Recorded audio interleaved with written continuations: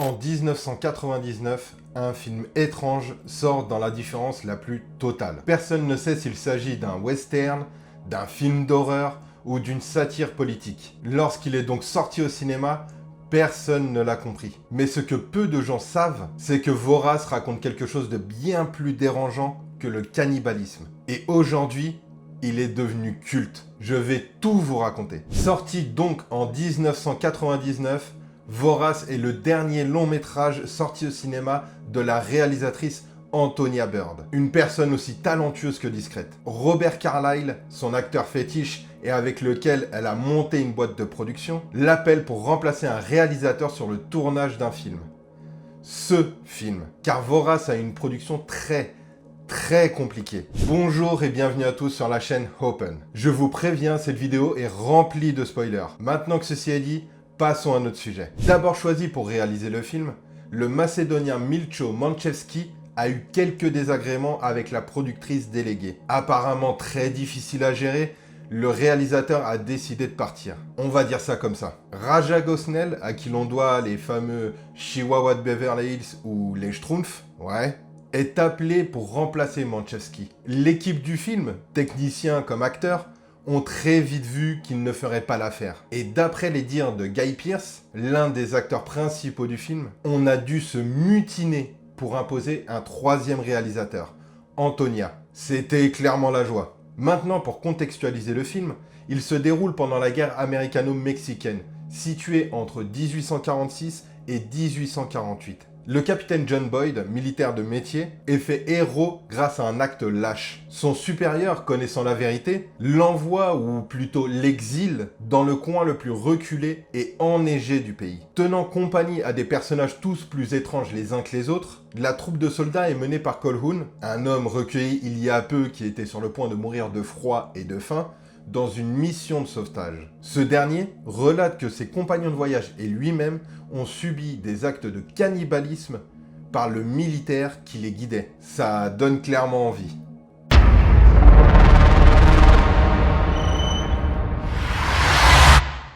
Vorace est un pari osé. C'est un western, un film d'horreur pur et dur, un thriller psychologique, mais aussi, et on le comprendra plus tard, une critique acerbe d'Hollywood et de la société occidentale. Mais aussi, c'est un film avec un humour noir, vraiment noir. Bref, il est quasi impossible de le mettre dans une case tant il mélange les genres, tout en étant inspiré d'histoires vraies, ce qui ajoute une dimension encore plus dérangeante à son récit. La première histoire qui a inspiré le film est celle de l'expédition Donner, une tragédie survenue entre 1846 et 1847. Un groupe de 81 pionniers américains en route pour la Californie se retrouve bloqué par la neige dans la Sierra Nevada. La famine s'installe et certains membres du groupe vont être poussés à commettre l'impensable pour survivre, le cannibalisme. Le responsable de ce désastre est un certain Lansford Hastings, un guide qui leur avait conseillé de prendre un raccourci qui s'est avéré fatal. Après avoir abattu les bœufs, la nourriture a manqué. Une expédition composée de 15 d'entre eux partent en direction de Fort Sutter, à 160 km de là, pour trouver de l'aide. En cours de route, certains sont laissés à l'abandon et d'autres décèdent. Les survivants ont recours au cannibalisme pour survivre et seuls 7 d'entre eux, le 18 janvier 1847, trouveront des habitations sur le versant ouest des montagnes. Après 4 expéditions pour secourir les survivants laissés sur place, 6 mois ont passé. Et sur les 81 pionniers, dont des enfants, seuls 40 ont survécu.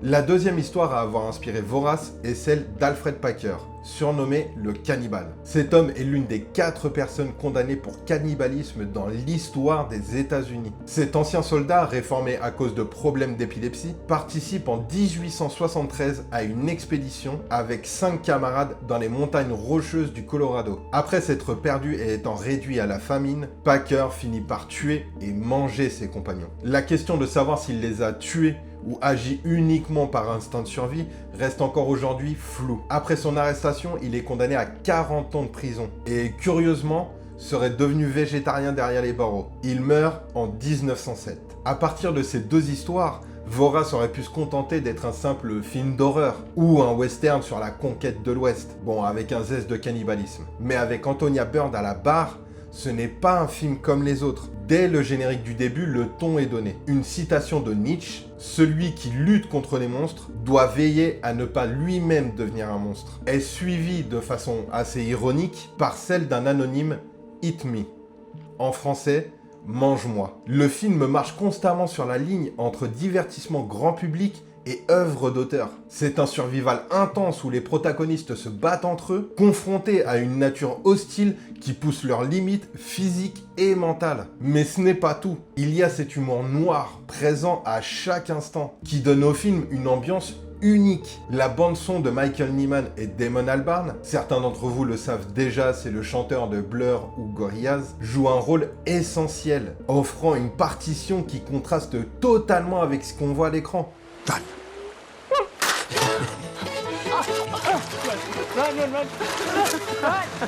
Comme lorsqu'un des personnages, après s'être abandonné au cannibalisme, sort d'une fosse et se retrouve une nouvelle vigueur.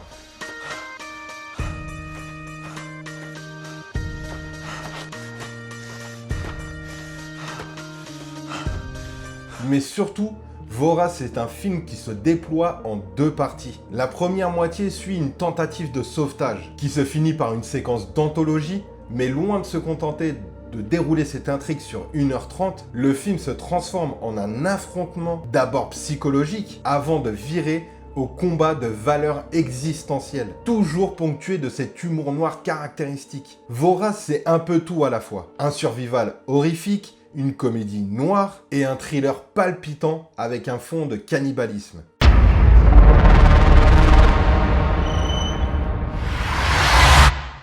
Maintenant que vous avez une idée générale du genre de Vorace, attaquons-nous à ce qui donne réellement vie au film, les personnages et les décors.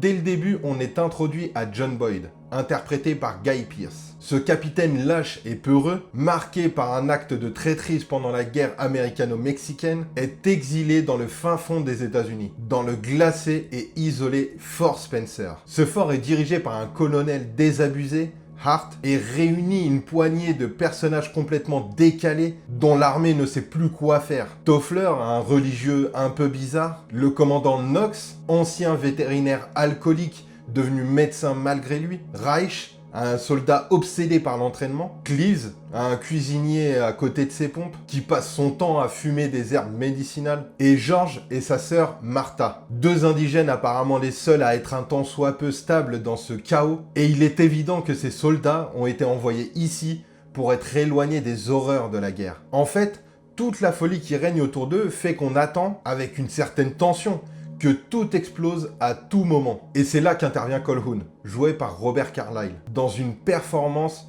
mais absolument magistrale. Il arrive au fort à bout de force avant de s'évanouir. Après avoir raconté son histoire, une équipe est formée pour partir en mission de sauvetage. La dernière femme survivante de son groupe qui l'accompagne est menacée par un militaire cannibale, le colonel Ives. Le film nous plonge alors dans une nature à la fois sublime et terrifiante. Un cadre qui ne fait aucun cadeau aux hommes qui y sont confrontés. La nature ici, comme les hommes, est violente et sans pitié. La survie est une lutte constante. Et le Fort Spencer, bien que semblant être un abri, ne peut subsister sans l'aide extérieure. Antonia Bird, à travers ses personnages et ses décors, nous perd dans cette atmosphère menaçante et inhospitalière, où la violence, tant physique que psychologique, est omniprésente. Vorace est un film qui joue sur l'idée de monstre, mais des monstres terriblement humains. Et la particularité, c'est qu'il n'y a pas de personnages réellement sympathiques auxquels on pourrait se raccrocher. Les moins monstrueux, ceux qui gardent une part d'humanité, meurent en premier. Et parmi ceux qui restent, John Boyd et Colquhoun sont deux forces opposées qui vont s'affronter. Leur personnalité, leur histoire et surtout leur performance d'acteur sont exceptionnelles. John Boyd, dans son passé, a été forcé de recourir au cannibalisme lors de la guerre, buvant le sang des corps qui étaient jetés sur lui quand il se faisait passer pour mort. Ironiquement, dans le film, Boyd est devenu végétarien. D'ailleurs, pour l'anecdote, Guy Pearce est réellement végétarien. Et lors du tournage du film, il a professionnellement mâché les morceaux de viande pour le besoin de ses scènes jusqu'au cut de la réalisatrice où il recrachait tout. Ça devait être bien compliqué pour lui. En face, Colquhoun, alias le colonel Ives, est un cannibale convaincu, prêts à soumettre Boyd à une dangereuse tentation. Leur confrontation devient alors un combat psychologique intense, où Ives allie la ruse humaine à la brutalité animale pour manipuler Boyd. Lorsque Boyd revient au Fort Spencer après la séquence de la grotte, où les soldats se rendent compte que Colquhoun est en réalité le colonel Ives et qu'il a tué et dévoré ses compagnons de voyage, il n'y a plus de superviseur. Le colonel étant laissé pour mort avec ses hommes. Les États-Unis dépêchent alors un nouveau colonel. Oui, vous le voyez venir, Ives. Le fameux. À partir de ce moment, quelques meurtres et un moment de flottement s'installent, où le spectateur commence un peu à douter de la santé mentale de Boyd. You said Colonel Ives was the man responsible. What gone loco? I think he's the reason nobody come back.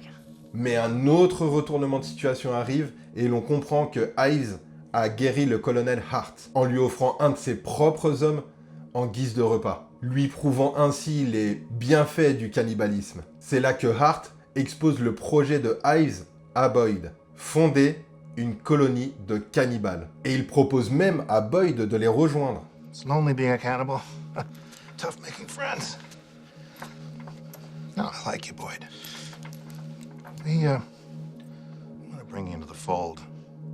Le dernier acte du film devient alors une bataille de valeurs de ces hommes. Une lutte sur l'ivresse du pouvoir et de la consommation de chair humaine. Et bien sûr, tout ça culminera dans un affrontement entre Ives et Boyd, un combat littéral et symbolique qui mettra à l'épreuve leurs idéaux, mais aussi leurs limites humaines. Vorace n'est donc définitivement pas un film comme les autres. Entre survival horrifique, tension psychologique et combat de valeurs, il nous plonge dans un univers où le cannibalisme n'est pas seulement une question de survie, c'est aussi une question de pouvoir et de manipulation. Un film sombre, intense, où tout est question de limites humaines.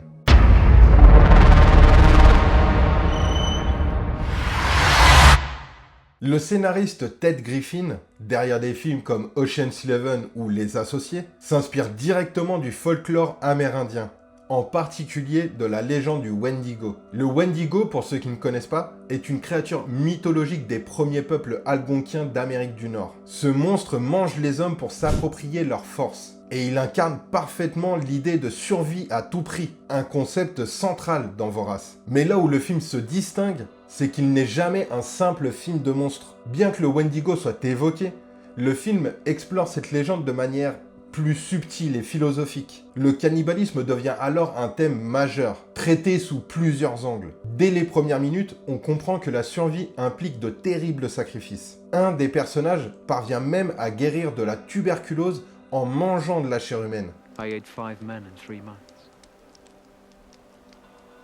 Tuberculosis vanished.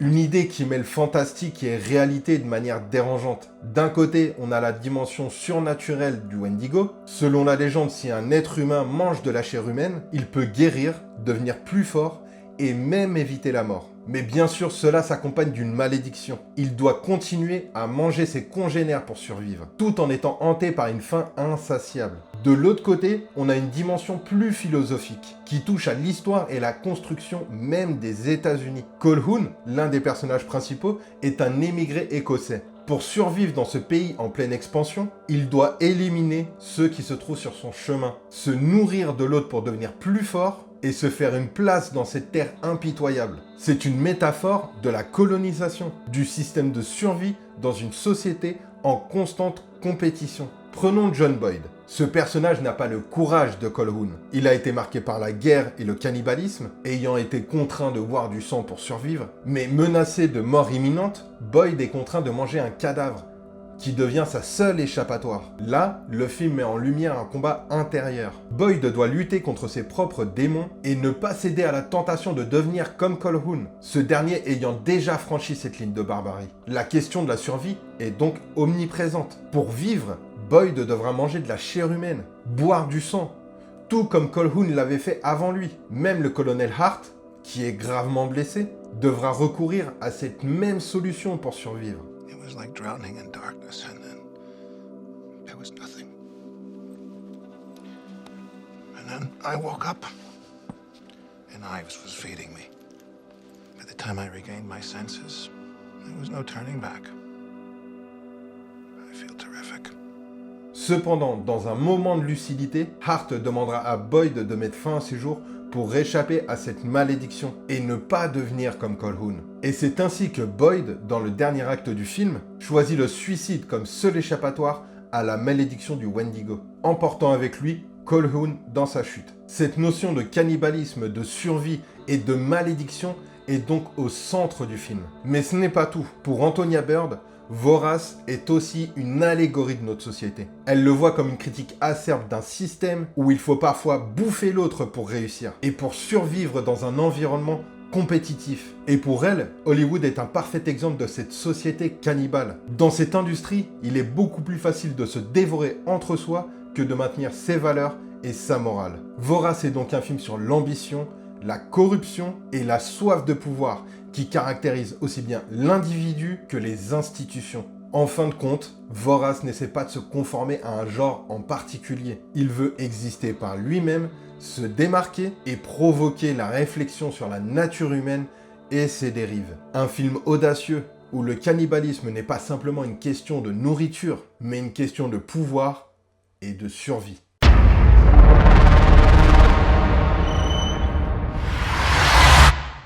Vorace est vraiment un film à part. Étrange, unique, complètement hors des sentiers battus et réalisé de manière subtile et efficace par Antonia Bird. Une réalisatrice qui, malheureusement, manque cruellement de reconnaissance. Elle aurait clairement dû continuer à faire des films de cinéma, mais les circonstances en ont voulu autrement. Ce film, en plus d'être un thriller horrifique intense, est une critique acerbe de la construction des États-Unis, de l'industrie d'Hollywood et du colonialisme. Un long métrage aussi radical dans son approche n'avait de toute façon aucune chance de réussir dans un cadre aussi commercial et formaté. Vorace a été largement incompris, mal vendu et ignoré du public. Avec un budget estimé à 12 millions de dollars, le film n'a rapporté que 2 millions de dollars aux États-Unis. Un échec retentissant qui a poussé Antonia Bird à se tourner vers la télévision, où elle a réalisé des téléfilms et des épisodes de séries télé. C'est vraiment dommage parce qu'on avait là une réalisatrice de talent, capable de nous offrir des œuvres singulières,